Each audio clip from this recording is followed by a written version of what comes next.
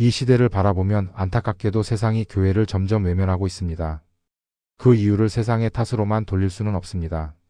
일부 교회 안에서 들려오는 극우 정치화된 언행, 사랑 대신 분노를 말하고 복음 대신 혐오를 내세우는 목소리들이 사람들의 마음을 멀어지게 합니다. 또한 세상과 함께 아파하기보다 기득권처럼 보이는 자리에서 오만하게 행동하는 일부의 모습은 교회를 세상의 상처 위에 세운 탑처럼 만들어버렸습니다. 그 결과 사람들은 교회를 더 이상 위로의 집으로 여기지 않습니다. 이제 교회는 세상의 빛이 아니라 때로는 짐처럼 느껴집니다. 믿음을 말하는 교회의 언어가 진리의 향기보다 권력의 냄새로 들릴 때 세상은 조용히 교회의 문을 닫고 지성과 이성을 중시하는 젊은 세대는 신앙에 무관심한 채 점점 더 교회로부터 멀어져 갑니다. 악한 세력은 이 틈을 놓치지 않을 것입니다. 교회를 세상으로부터 점점 고립시키고 신앙의 이름으로 분열과 미움을 조장하며 결국 교회가 세상 속에서 스스로 외면받게 만들려 할 것입니다. 그리고 그 끝에는 핍박의 시간도 올지 모릅니다. 그러나 주님은 이미 누가복음 21장 20절에서 24절의 말씀을 통해 그러한 시대를 살아가는 제자들의 자세를 일러주셨습니다. 너희가 예루살렘이 군대들에게 에워싸이는 것을 보거든 그 멸망이 가까운 줄을 알라. 그때 유대에 있는 자들은 산으로 도망할 것이요 성 안에 있는 자들은 나가지 말 것이며 촌에 있는 자들도 그리로 들어가지 말지어다. 이 날들은 기록된 모든 것을 이루는 징벌의 날이니라. 그날에는 아이벤 자들과 젖먹이는 자들에게 화가 있으리니 이는 땅에 큰 환난과 이 백성에게 진노가 있겠음이라. 그들이 칼날에 엎드러지겠고 모든 이방에 사로잡혀 가겠고 예루살렘은 이방인의 때가 차기까지 이방인들에게 밟히리라. 이 본문은 예루살렘의 멸망을 예언하는 무거운 말씀입니다. 예루살렘은 이방인의 때가 차기까지 이방인들에게 밟히리라. 이 말씀은 한 도시의 몰락만을 말하는 것이 아닙니다. 하나님께서 역사를 어떻게 주관하시며 구원을 어떻게 이루어 가시는지를 드러내는 선언입니다. AD 70년 로마 군대가 예루살렘을 포위하고 성전을 무너뜨렸을 때 많은 사람들은 그 사건을 단순히 로마의 승리로 보았을 것입니다.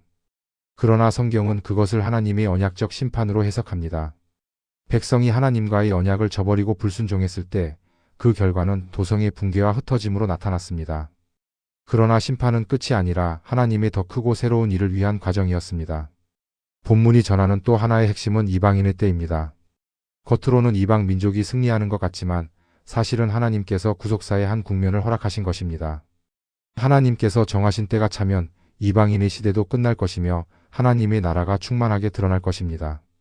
바울이 로마서 11장에서 말한 것처럼 이방인의 충만한 수가 들어오기까지 이스라엘이 완악하게 된 것도 같은 맥락입니다. 결국 이방인의 때는 패배의 시간이 아니라 하나님의 선교와 확장의 시간입니다. 그렇다면 성도는 어떤 태도로 살아야 할까요? 첫째, 옛 질서에 미련을 두지 말아야 합니다. 성전이 무너졌을 때 사람들은 과거의 영광을 그리워했을 것입니다. 그러나 하나님은 무너진 성전 대신 성령 안에서 새로운 공동체, 곧 교회를 세우셨습니다. 오늘날 우리도 교회의 외적 힘과 제도적 안정에만 매달릴 것이 아니라 성령과 말씀으로 살아가는 공동체의 본질을 붙들어야 합니다. 둘째, 흩어진 자리에서도 신실하게 살아야 합니다. 예루살렘이 무너진 후 성도들은 이방 땅으로 흩어졌습니다. 그러나 그 흩어짐 속에서 복음은 널리 전파되었습니다. 마치 바벨론 포로로 잡혀간 유다 백성에게 예레미야가 그 성읍의 평안을 구하라고 권면했듯 오늘날 성도 역시 낯선 환경과 세속적 분위기 속에서도 하나님의 백성으로 살아가야 합니다.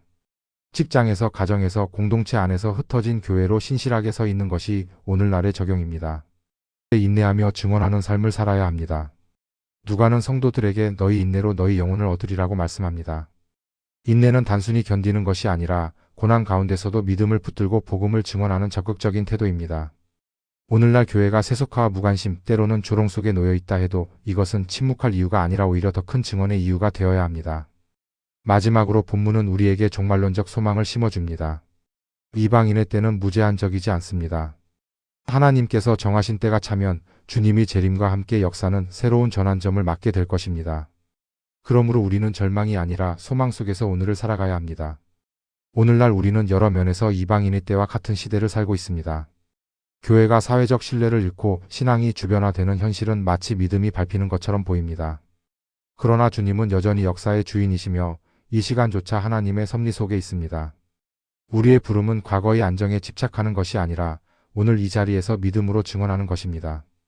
결국 본문은 우리에게 이렇게 묻습니다. 너는 이방인의 때를 어떻게 살아갈 것인가? 성도는 세속 권력 앞에 주눅들지 않고 흩어진 자리에서도 신실하며 고난 속에서도 복음을 증언하는 공동체로 서야 합니다. 역사의 주인은 하나님이십니다. 그분의 손길을 신뢰하며 믿음의 길을 걸어가는 것이 곧 성도의 길입니다.